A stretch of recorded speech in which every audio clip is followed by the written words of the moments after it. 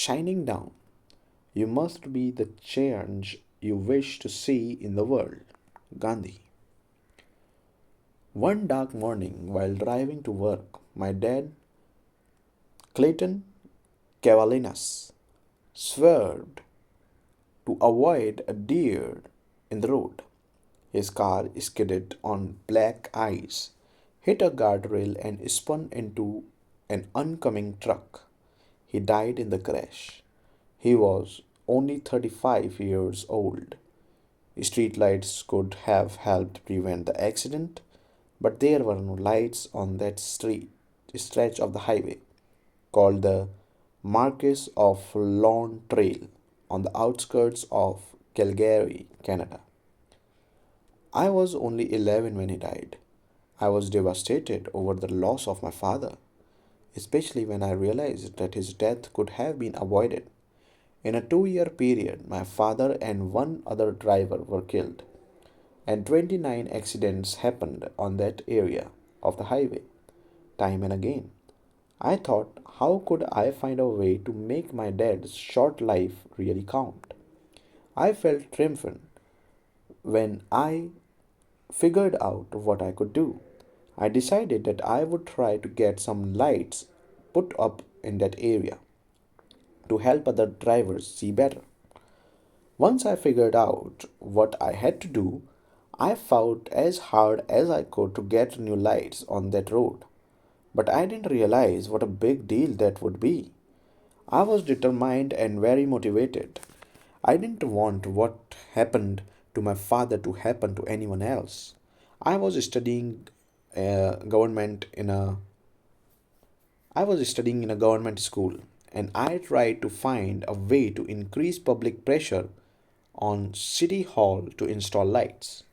With help of my classmates, I handed out flyers at homes and shopping malls and obtained over 300 signatures on the petition needed to grab the attention of the politicians in charge of the road safety issues. I contacted them too and told them what I was trying to do. I was pretty amazed when some of the politicians actually listened to a kid. Finally, there was a meeting at City Hall about the need for new lights. Before the meeting, the local media found out what I was trying to do and reported on the problem. The reporters helped people in the area see the light and acknowledge the danger on Marquess of Lorne Trail. With TV, radio stations, and newspapers covering it, more people understood why lights were needed. They also learned what it was like for a child to lose a father. A lot of people told me they were touched and that they decided to help. The public pressure began to rise, and within 4 months from the morning my dad lost his life on that highway, the city council agreed to spend $290,000 for new lights. Sometimes going through the accident over and over in order to make a point was a hard thing to do emotionally. At times I had hard nights and I cried, but at other times I'd be really happy and proud that my dad's life was the one that made the difference in helping to save many other lives from fatal accidents. I was never so proud in my life as I was on September 16, 1996, nearly a year after I lost my dad. Speaking through a walkie talkie at the side of the road, I gave a city worker instructions to turn on the lights for the first time. During the same lighting ceremony, I was given a plaque from the city of Calgary honoring me for my public service efforts. Since then, the number of collisions on Marquess of Lone Trail has been drastically reduced. While helping many people I'll never even meet, I think I also helped my mother, my younger brother, Sean, and my little sister, Caitlin, become more determined to continue to enjoy life. I helped lift their spirits, and they were there to support me. We all cried together. We all laughed together. We all thought about life together.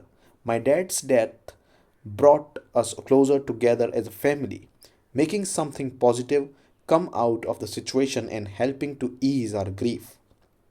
But it was really my dad who ended up teaching me a lot about determination, courage, and faith. In his own way, through this project, he helped me grow up. I learned that if you are determined, if you put your heart into something, you can overcome any obstacle. You can accomplish anything. Life goes on now.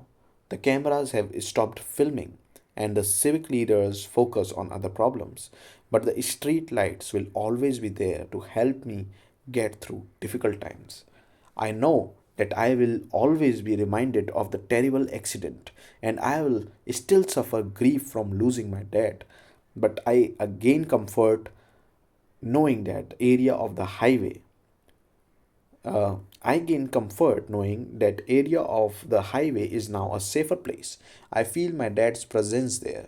I'll always have the comfort of knowing that every night a little bit of dad is shining down. Michael Cavalinas, 16, as told by Mount Stewart.